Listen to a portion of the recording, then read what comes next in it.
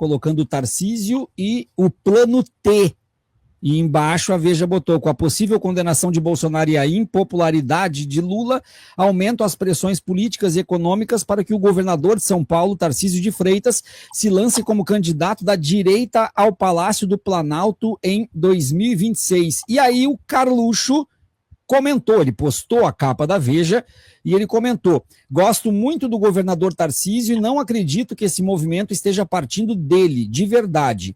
Há uma clara guinada de muitos setores que querem afastar e entregar a cabeça de Jair Bolsonaro o quanto antes nesse meio político para enfraquecê-lo e então fazê-lo perder força política, seguindo assim os interesses de muitos, estes vendendo mais uma falsa conclusão das coisas, enquanto o verdadeiro líder é escanteado e entregue aos abutres. Até onde eu sei, não é assim que vai funcionar. Não é Bolsonaro que precisa politicamente de alguns, estes poucos é que precisam do que Bolsonaro tem, que é a identidade com o povo, e ninguém irá tirar isso dele. Assina Carlos Bolsonaro. Adriano Diogo, o bolsonarismo começa a trabalhar até com seus filhos e com a sua família para tentar de todas as formas manter o legado de Bolsonaro aos seus. Adriano Diogo, a palavra é sua. Não há dúvida, não há dúvida. Eu ouvi o seu editorial sobre o Dia Internacional da Mulher e talvez tenha sido Carluxo que tenha posto nas redes sociais uma fala do pai dele, editada, para, como você disse, para homenagear as mulheres, né? Eu até editei, se o Fernando Miller puder pôr, a fala, que o Carluxo pôs uma fala do pai, já antiga, evidente, sobre as mulheres petistas, feias, peludas, como ele fala, incomíveis, né? Eu fiz uma pequena ediçãozinha, não sei se pode... Já está com o Fernando? Já está com o Fernando, já mandei tudo para o Fernando. Se tu conseguir, Fernando, colocar, pode colocar, tá? E o Adriano segue falando. Vamos lá, Adriano. Então, o que acontece? O clã Bolsonaro agora vai começar a agir em conjunto, né? Bateu o desespero, quando saiu a peça eles da acusação e o Supremo acolheu, eles entraram com a defesa. Então, o jeito Bolsonaro de reagir à defesa foi ficar em Angra dos Reis, andando de jet ski, com o pastor Malafaia, falando: isso aqui é uma ditadura, isso aqui é uma ditadura. Né? Mas ontem, os filhos do Bolsonaro extrapolaram todos os limites da convivência humana, pondo esse vídeo do pai no ar. Que eu peço licença para as pessoas que nos acompanham. Vamos ver. Tá dando uma travada.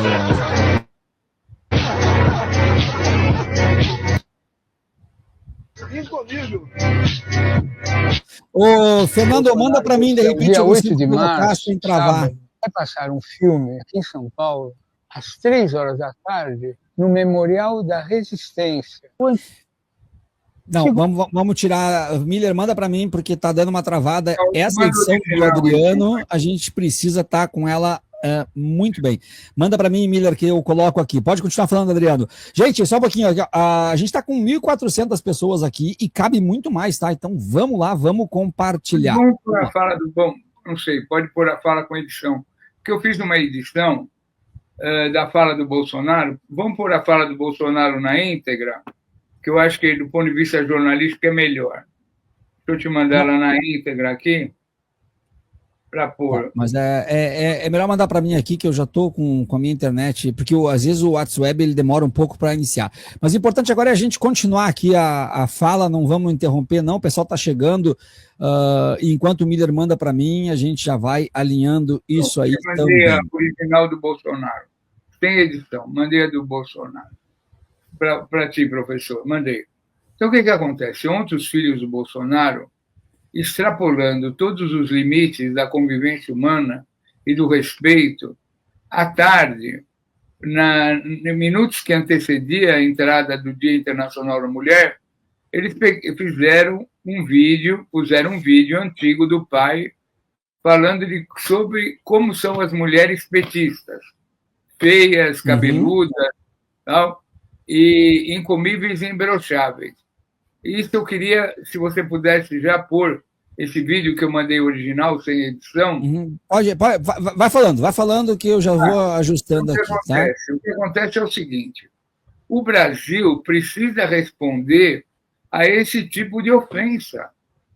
O Bolsonaro, né, com todos os crimes que ele cometeu de lesa humanidade, na véspera do Dia Internacional da Mulher, por postar nas suas redes sociais um achincalhe desse tamanho, ele tem que ser enquadrado, então, em outros crimes que não estão previstos na denúncia feita pela PGR. Porque o vídeo... Olha aí, esse vídeo aí. Acho que todo mundo... Vamos lá. Você pode ver. Não tem mulher bonita petista, tem feia. Às vezes acontece, eu estou no aeroporto, alguém me xinga lá, a mulher, né? Olha pra cara dela, nossa, mãe. Incomível. Você pode ver. Tu me permite, Adriano, só fazer um breve comentário, já devolvo para ti. Esse tipo de coisa ficou durante muito tempo sem resposta nesse país. Muito tempo. Há um erro no nosso campo, e que eu venho falando há um bom tempo, que existem algumas pautas que são fundamentais, porque elas atuam como pano de fundo, mas também atuam no campo do simbólico e na construção do imaginário, e que o nosso campo acha que são pautas menores, que são pautas desimportantes. Então, quando é uma questão do coach, quando é uma questão dos evangélicos, quando é uma questão de comportamento, de não poder comer carne desse jeito, não poder comer aquele negócio, essa questão que fala das mulheres, a questão que fala dos negros, aí a gente fica muito naquela ideia de que o importante é só o que tem luta de classes e preço da cesta básica, o resto é desimportante. Por nós não criticarmos, por nós não falarmos, deu nisso. Eles estão falando, se sentindo à vontade, Adriano. Quero te ouvir.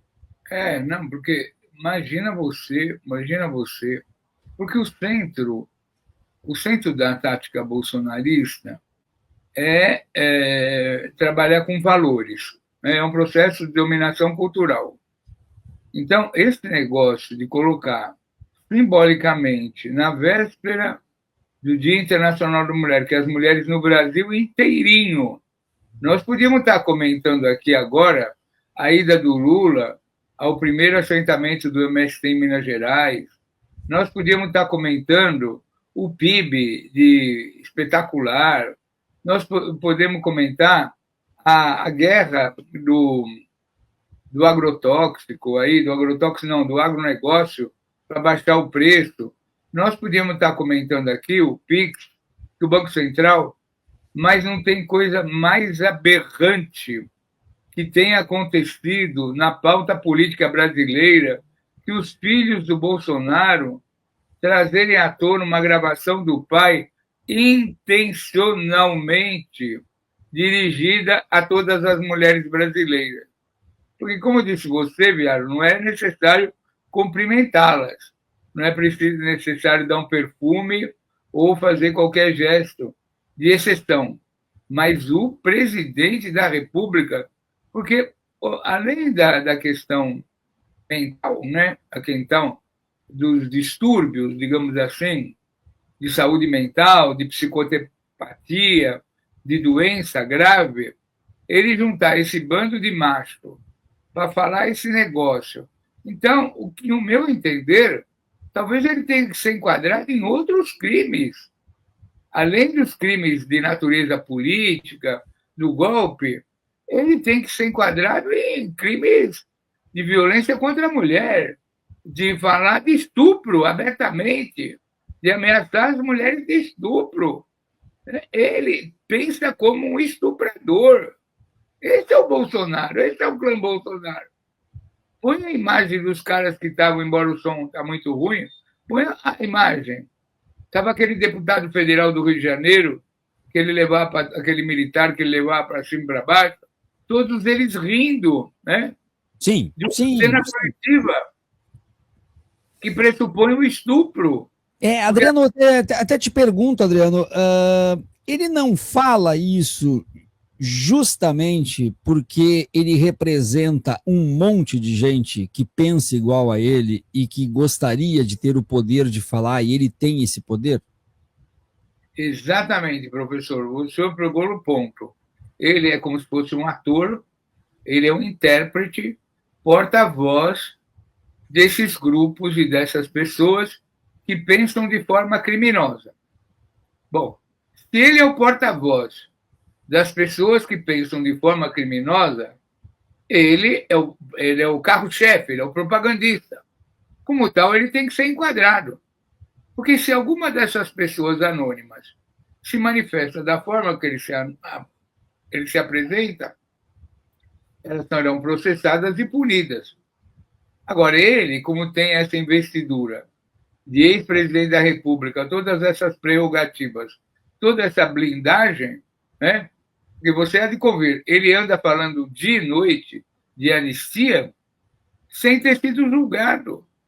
E ele está colocando no país inteiro uma mensagem que é o seguinte: se a esquerda foi anistiada no período da ditadura, por que nós que cometemos esse escorregão, esse derrapão, não podemos ser anistiados? Esse, para mim, é o maior crime que eles estão cometendo. Porque eles querem dizer o seguinte: se aquela turma dos 68 fez o que fez e foi anistiada, por que nós, por uma pequena movimentação política, não podemos ser anistiados? No meu entender, esta é a grande confusão, é a grande tragédia que ele está trazendo ao povo brasileiro. Comparar os 21 anos da ditadura militar e tudo o que aconteceu naquele período com esse período onde eles estiveram na presidência da República. Com a diferença que naquele período eles foram vitoriosos, eles encarceraram, mataram, torturaram, exilaram as pessoas, destruíram o país, e dessa vez eles tentaram fazer de novo e não deu certo.